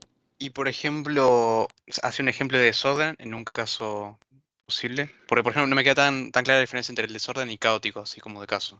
Caótico lo que tiene en este caso es que es un problema que uno sabe que escapa completamente del control y que sin embargo necesita que sea solucionado urgente para que no siga escalando más. En cambio, en el desorden, quizás puede ser un problema que está entre simple y complicado. Es decir, es un problema que quizás podría ser categorizado como simple porque alguna buena práctica lo engloba como para solucionarlo, pero sin embargo tiene algún componente extra que no te permite categorizarlo ahí. Es decir, te está fallando una plataforma de pago, ponele, y a vos te dice el manual que para que esa plataforma de pago funcione, vos tenés que apretar, no sé, borrar la caché y volver a ejecutar el pago. Pero al mismo tiempo te surge un cartel que te dice, no sé, error de transacción y un código. Y eso no está mencionado dentro del manual. Entonces no puede ir ni en simple ni puede ir en complicado, porque es algo que vos estás teniendo la causa y el efecto a mano, pero que al mismo tiempo está teniendo algo que te saca de contexto. Entonces no lo podés clasificar de forma limpia y va a parar al desorden. En el desorden lo que haces es fijarte cuál de las cosas pesa más, en este caso ponele, tiene algo que es complicado y requiere una evaluación de un experto, entonces lo terminás categorizando en el experto. Pero cuando el problema no es claro a simple vista, que vos decís, lo voy a poner acá, va a desorden y ahí se evalúa. Es un problema flotante, llamémosle. Dale, perfecto, ya entendí, gracias. No de nada. Bueno, después vamos a pasar un poco a lo que es el Agile. Los valores en la agilidad tenemos que la agilidad contra un predictivo se basa más en individuos y en interacciones, mientras que el predictivo se basa en procesos y herramientas. La agilidad valora más el producto funcionando, mientras que el predictivo prefiere una documentación extensiva. La agilidad valora más la colaboración con el cliente, es decir, el estar iterando constantemente, mientras que el predictivo va sobre una negociación contractual, es decir, va directo hacia lo que tiene cerrado, mientras que la agilidad también tiene una respuesta ante el cambio, por esto las iteraciones y las mejoras que vamos hablando, cuando el predictivo en realidad solo se centraliza en seguir su plan. Esto voy a ir por encima porque son cosas que ya estuvimos viendo medio por arriba. Parte de la mentalidad ágil es enfocar el esfuerzo en la co-creación de valor, es decir, que los seres humanos realmente estén ejerciendo algo que le sume valor al producto en el que están trabajando, sumar al usuario como parte del proceso. En la iteración el usuario tiene voz y voto, no solamente se le dan tareas, sino que puede opinar y puede generar más tareas de las que se le bajaron. Aceptar la incertidumbre a través de iteraciones y adaptación, es decir, uno sabe que trabaja en un ambiente totalmente cambiante, que el cambio es constante y que todo ese cambio y esa incertidumbre de hacia dónde va a terminar yendo uno sea parte de su normalidad. Si alguno trabaja, o no sé si alguno trabaja con agilidad en algún lado, pero sabrá que muchas veces, no sé, si tienen soporte o algo relacionado, quizás se arranca con un nuevo desarrollo y se rompe algo que es vital de la misma aplicación en la que están trabajando y bueno, se te pausa el sprint de lo que estabas haciendo para tomar el desarrollo porque en este momento es prioridad y parte de la agilidad es eso, es el cambio constante también. Tiene sus cosas buenas y tiene sus cosas malas, pero es mejor que trabajar en un sistema completamente lineal que no te permite tener revisión de errores anteriores o, bueno, prueba y error básicamente. Y también se trata de maximizar el aporte humano como la creatividad y la innovación, invirtiendo en las personas y en sus interacciones. Una de las bases de la agilidad básicamente es el trabajo en equipo y las interrelaciones de los equipos, cómo se llevan entre sí y cómo cooperan mutuamente, qué aporte de valor le da uno al otro. Se trata de que los equipos sean bastante diversos para que haya distintas cosas que se puedan aportar mutuamente y también, bueno, el crecimiento del equipo va en base a las relaciones que establecen, a cómo se vinculan y a cómo se ayudan mutuamente en la diaria. Bueno, un requerimiento, como ya les dije hoy, bien viene de la palabra, es algo que se necesita o se quiere, se requiere, básicamente. pero también los requerimientos tienen que especificar restricciones y límites que se deben considerar. ¿Por qué hablamos de las restricciones y límites? Cuando uno plantea un requerimiento o cuando uno recibe un requerimiento, uno tiene que validar que ese requerimiento sea 100% realizable. Es decir, quiero pensar en algún ejemplo que pueda bajar a tierra para que les sea útil. Si a ustedes les bajan el requerimiento de crear el Artemis 3, claramente no va a estar, por más de que tengan muchísimas ganas de crear el Artemis, probablemente no tengan la posibilidad, los materiales, la tecnología o lo que sea para hacerlo. Muchas veces también el error no es solo de definición, porque quizás piden cosas que son imposibles de realizar, sino que también muchas veces los errores son temporales. El usuario viene y te plantea un requerimiento que lo quiere para dentro de 3 días. Y quizás ese requerimiento lleva un desarrollo de un mes completo y el usuario desde su desconocimiento plantea eso. Lo más importante a la hora de recibir un requerimiento desde el lado del desarrollador es la negociación. Es poder plantear que sí y que no, con criterio y justificación, lógicamente. ¿Cuánto tiempo uno necesita? Porque normalmente uno como desarrollador estima su requerimiento. En una empresa medianamente decente uno plantea un tiempo y ese tiempo se acepta o se declina. Quizás a vos te dan un tiempo de entrada, tenés un análisis previo, pero vos como desarrollador validás o rechazás ese tiempo y explicás por qué.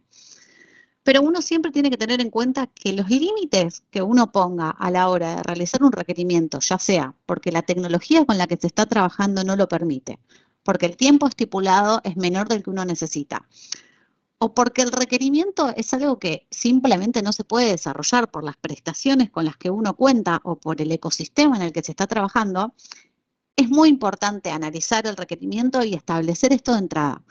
Porque te evita que a futuro tengas errores, porque te evita ir de vuelta, porque te evita demora, y porque además hace que tu trabajo sea más ameno.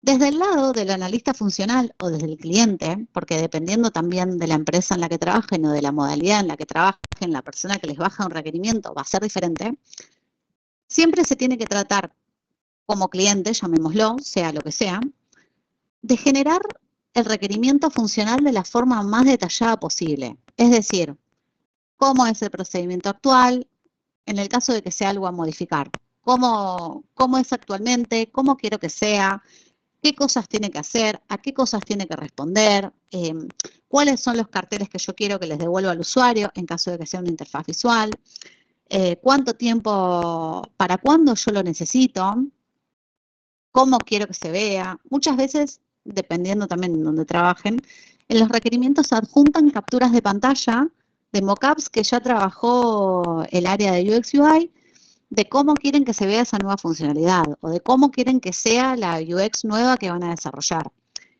El requerimiento, dependiendo de dónde trabajen, puede ser muy abarcativo, pero cuanto más cantidad de información tenga a la hora de llegar a las manos del desarrollador, mejor va a ser para nosotros. Porque a mayor cantidad de detalles, menor cantidad de pérdida de tiempo.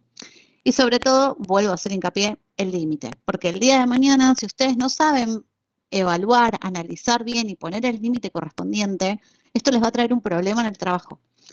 Porque si a ustedes se les pasa algo que no se puede hacer y van trabajando en orden correlativo, como normalmente te marcan en un requerimiento, quizás avanzaste un montón y cuando llegas a esa parte te das cuenta que eso no se puede realizar y todo lo anterior lo tenés que tirar a la basura. Y son horas tuyas que tenés que justificar de alguna manera y probablemente un reto que te va a venir de arriba porque no hiciste bien tu trabajo a la hora de evaluar.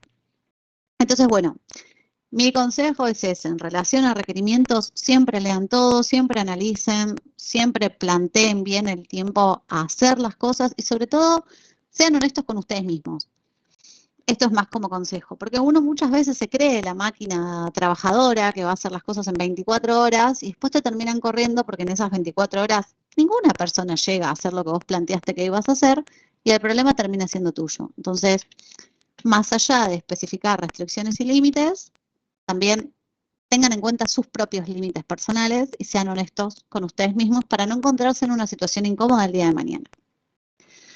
Bueno, vamos a separar requerimientos funcionales de no funcionales. Voy por arriba porque esto ya lo vimos. Representan las funcionalidades o features del sistema. Estamos hablando de los funcionales. Definen cómo va a reaccionar el sistema en base a cualquier evento específico que estemos evaluando y también el comportamiento específico en relación a alguna situación. Dentro de los no funcionales, no están relacionados a una funcionalidad en particular, sino a todo el sistema en su conjunto. Esto es lo que les decía hoy, de que son cuestiones cross al sistema completo. Por ejemplo, cuestiones relacionadas a performance, seguridad, tecnologías a utilizar, legales, documentación, etc. Bueno, esto es un mapeo de requerimientos, cómo se van armando en el tiempo, cómo surge el requerimiento, las funcionalidades, cómo se van solapando ciertas cosas y cómo se trabaja ordenadamente también. Hay diversas herramientas para comunicar los requerimientos. Como les comentaba hoy, podemos optar por los casos de uso o por las historias de usuario. El caso de uso tiene un título, un actor y un escenario. El título es el descriptivo del caso de uso, siempre tiene que ser corto. No sé, usuario solicita tarjeta de crédito.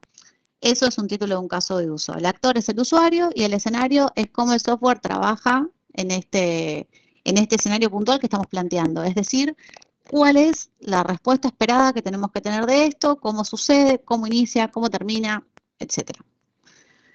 Bueno, si en algún momento tienen que realizar una imagen, siempre lo que son los casos de uso, imagino que los que le tocó el capítulo también están un poquito más duchos, ocurren dentro de un límite de un sistema. A la hora de graficarlo, ustedes van a hacer un cuadrado, como si fuera el tamaño de esta hoja, y lo que es el caso de uso se va a ir haciendo por dentro de ese cuadrado. Que quiere decir que todos los casos de uso que nosotros estamos armando suceden adentro del límite de ese sistema. Es decir, que todo esto está contemplado adentro de su funcionamiento. Bueno, tenemos esto cuando hacemos la descripción básica gráfica de UML, hacemos extensiones, por ejemplo, no sé, si yo tengo, voy a poner un ejemplo en el aire, está usando usuario paga tarjeta de crédito. Si yo tengo un caso de uso que se llama usuario paga, el usuario paga puede tener una extensión que sea usuario paga tarjeta de crédito o otra extensión que sea usuario paga servicios. Esos son servicios, perdón. Ya estoy un poquito quemada ahora. Son como pseudo casos de uso, entre comillas, que extienden del caso de uso principal. O sea, son distintas variaciones del caso de uso principal. Y bueno, igual esto está bastante aclarado. Lo mismo de esto, el usuario de la relación, las funciones que incluye dentro del caso de uso principal. Bueno, y también sí se extienden a distintos. Esto igual después les voy a dar una explicación más y probablemente les haga hacer una actividad, porque acá hay algo que no puse en la plantilla, que es la documentación de un caso de uso. Más allá de la imagen que ustedes están viendo de cómo se genera, entre comillas, gráficamente, de hecho, si googlean, van a ver que hay muchas personas que lo hacen de una manera más ordenada y otras de manera menos ordenada. Acá está lo que es el límite del sistema que yo les estaba planteando. Pero bueno, lo más, una persona a las 10 de la noche, aguárdenme un segundo. Se le habrá caído a alguien, supongo. Ahí está. Siempre que acepto a alguien, tengo que validar que sea alguien por las dudas. Bueno, esto que es, digamos, el UML visual que ustedes tienen de un caso de uso, a su vez se apalanca, entre comillas, o se acompaña de una documentación. Esa documentación lo que hace es tener requisitos, precondiciones, poscondiciones, muchas cosas que necesita el caso de uso, si es que proviene de algún estado anterior, cuáles son las salidas positivas, cuáles son las salidas negativas. Entonces uno lo que hace es hacer para ese caso de uso una descripción completa de cómo se va dando la secuencia de acciones. Seguramente sea para la clase que viene, porque la idea era que esta unidad va dividida en 2 clases y hacemos 2 actividades separadas, y yo les doy todo y los mato. Así que bueno, les separé una parte de la actividad y después, bueno, la documentación completa en la plantilla seguramente se los dé la próxima. Pero bueno, esa documentación hace referencia netamente al caso de uso y acompaña el diagrama que se presenta.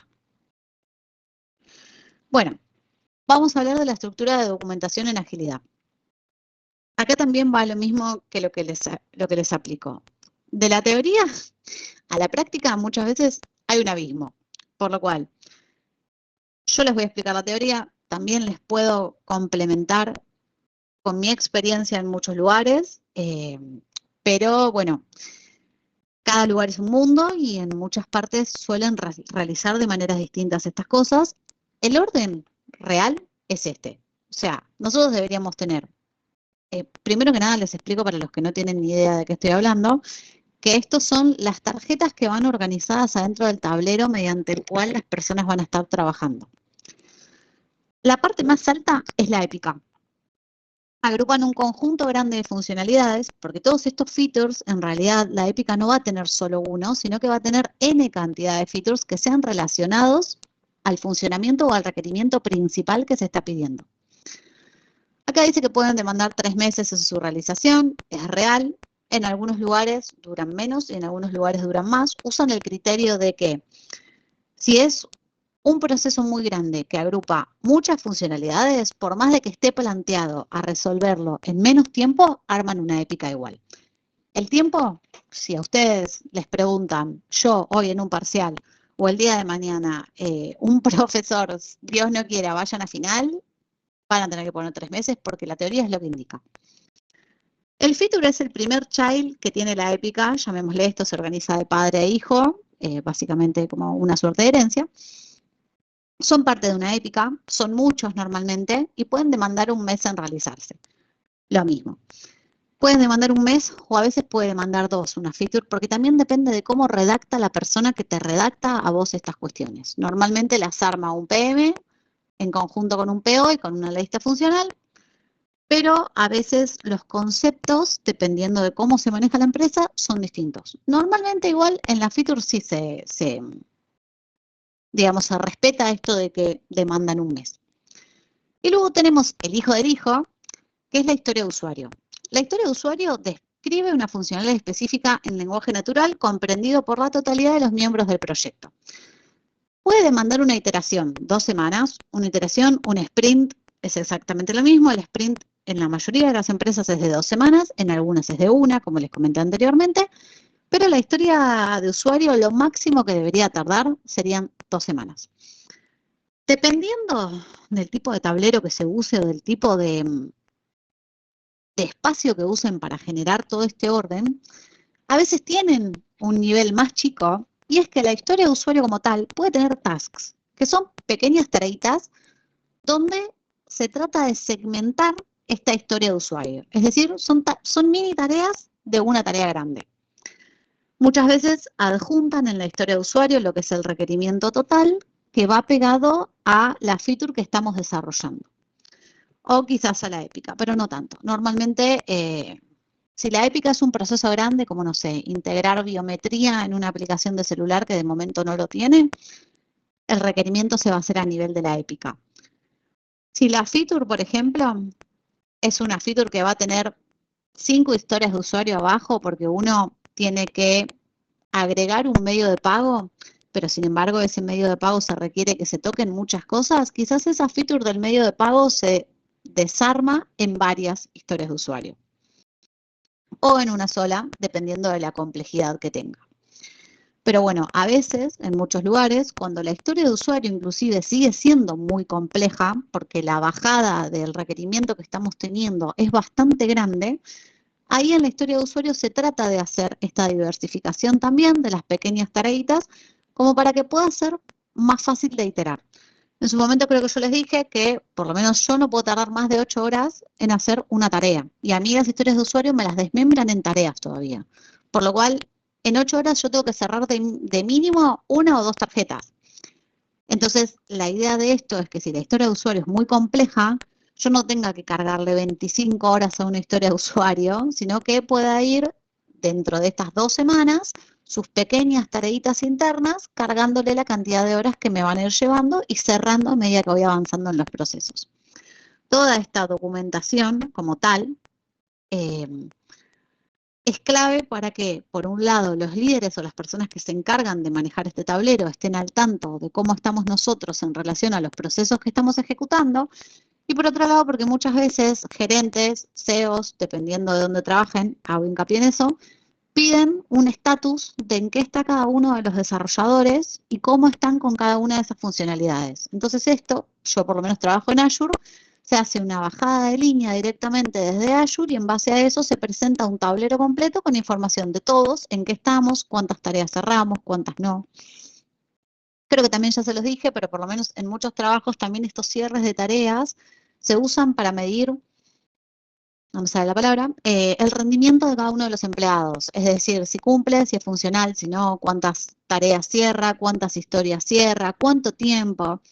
Y bueno, por otro lado también puede venir después el feedback de eso. Si recibe mucho feedback, si vuelve con errores, si hizo mal una implementación, si tiene errores en el ambiente, si el QA no pasó las pruebas. Pero bueno, el control completo se hace mediante esto y la idea es que pueda tener una visualización y por otro lado un control completo de los procesos. ¿Cómo se escribe una historia de usuario?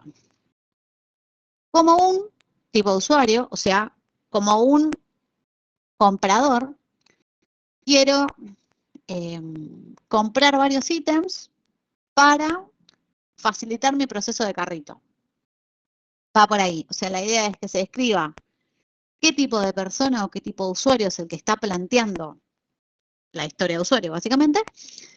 ¿Qué es lo que quiero? O sea, ¿qué es lo que yo quiero lograr? ¿Hacia dónde voy? ¿Cuál es el motivo por el cual yo me estoy llevando a escribir esta historia de usuario? ¿Y para qué? ¿Cuál es el objetivo? La acción y el objetivo. Que este es el justificativo en base al cual se priorizó lo que vamos a hacer. Las historias de usuario también cuentan con una sección para los criterios de aceptación que constituyen el detalle de cuestiones a tener en cuenta para verificar la correcta implementación de la historia de usuario. Es decir, que esté bien escrita, que tenga los requerimientos funcionales para que esto pueda ser llevado a cabo, que tenga un requerimiento en caso de que sea necesario con la explicación suficiente, que tenga contenido, porque muchas empresas te crean la historia de usuario con la descripción, o sea, con el título y la explicación, pero no tiene descripción. Entonces no sabes ni qué módulo tenés que tocar, ni qué tenés que hacer, no tenés niveles, no tenés pruebas, no tenés respuesta esperada, no tenés nada. Y la idea es que uno pueda partir desde una historia de usuario con toda la información completa para poder trabajarla, porque si no, ahí también hay una pérdida de tiempo cuando uno tiene que devolver esa historia de usuario porque vino incompleta o mal redactada. Profe, Bueno, sí, perdón por interrumpir. Le quería hacer una no consulta pasa sobre nada. esto de las user stories, Sí, porque yo, por ejemplo, en la empresa en la que estoy, lo hacemos en la parte de requisito funcional. Pero yo por lo que entendía de lo que decía usted era que en el, ¿cómo es? En el requerimiento técnico, ¿o es indistinto eso? no, es en el requerimiento funcional, pero dentro Ah, de lo listo. que es la historia, uno Sí. redacta a requerimiento técnico. O sea, si yo te bajo una historia de usuario a vos, no sé, ¿cuál es tu rol, por ejemplo? ¿Qué haces? ¿En qué trabajas? Soy desarrollador, así de. Ok, Por ejemplo, no sé, sí. ponele que vos estás desarrollando un CRM para altas de clientes, por ponerte de ejemplo, y yo necesito que vos como desarrollador me generes una base de datos donde yo pueda almacenar 300 solicitudes cada media hora y que esas solicitudes tengan validación de datos. Bueno, yo a vos, cuando yo te creo la historia de usuario, te voy a poner de título que yo necesito eso, pero en la descripción te tengo que poner el lenguaje técnico que espero. Si yo tengo el conocimiento de qué tablas son las que tenés que tocar, también te lo tengo que redactar. Y si no lo sé desde ese lado, lo que tengo que hacer es ponerte una descripción de el proceso que inicia acá y hoy realiza tal cosa, necesito que en vez de esto haga tal otra, que soporte tantos usuarios, tantos ingresos, no sé, Claro, sí. que Está la, bien. que la respuesta sea de tanto tiempo. O sea, es bajarlo al lenguaje del programador para que con el requerimiento que normalmente carga el cliente puedas tener un concepto y un contexto grande para llevar a cabo esa tarea. Ah, bien, bueno, gracias. No, de nada. Bueno, normalmente trabajamos con un tablero de este estilo, la mayoría tienen en backlog lo que no está tomado, en activo lo que uno está trabajando con la cantidad de horas que ya llevan imputadas y restantes, en QA lo que se pasó a testing, sea que tengan QA o que sean su propio QA. En revisión es lo que muchas veces tiene que ser validado por un usuario o por un cliente, quizás tenés un ambiente de testing y ya quedó subido ahí, entonces se le facilita eso al usuario para que pueda probar si la funcionalidad cumple de la manera esperada también y ver cuál es la impresión, o quizás lo valida un PM o alguna persona de su propio círculo laboral. Normalmente en muchas empresas también acá hay un punto intermedio, que acá no está, que es cuando suele estar bloqueada una tarea, sea porque alguno necesita una validación, una respuesta o información de algún sector que no está teniendo, o porque necesita una definición para cerrar algo. O sea, uno va llevando a cabo una tarea y cuando llega a un punto se encuentra con que tiene dos distintos caminos, necesita plantear cuál de esos caminos hay que tomar y queda a la espera de que sea el líder técnico o la persona que sea le dé esa respuesta. En ese caso, o si le faltan datos, o bueno, por bastantes motivos puede pasar, la tarea suele quedar bloqueada.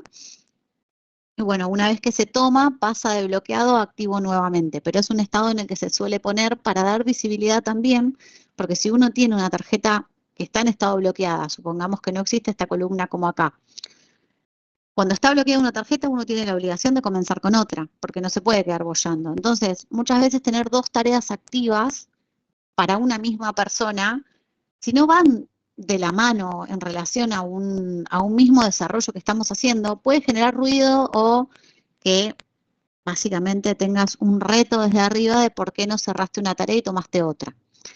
Entonces, el que no sabe en qué está uno y solamente ve el panorama, necesita tener el panorama lo más claro posible, precisamente para que no se preste a confusión.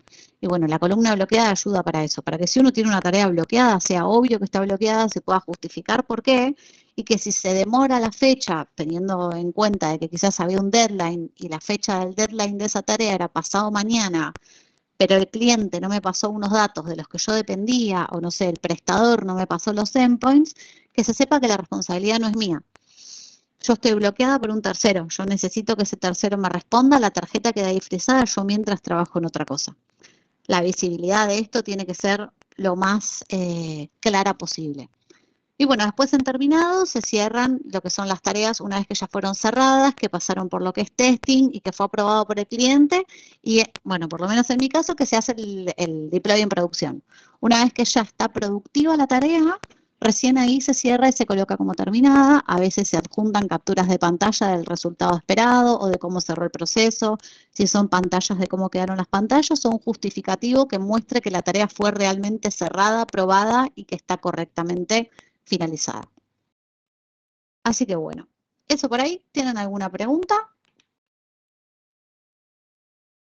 Voy a dejar de compartir No, por parte no. mientras. Es un toque tarde, así que voy a hacer rapidito para lo que me falta.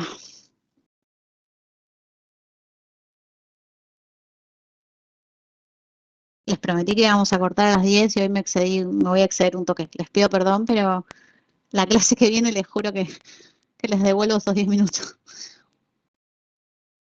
Bueno, primero que nada, les voy a dejar lo que es la clase 2 con sus presentaciones ya activa para que las puedan consultar. Y por otro lado, voy a editar esto. Esto lo dejé ya hoy más temprano.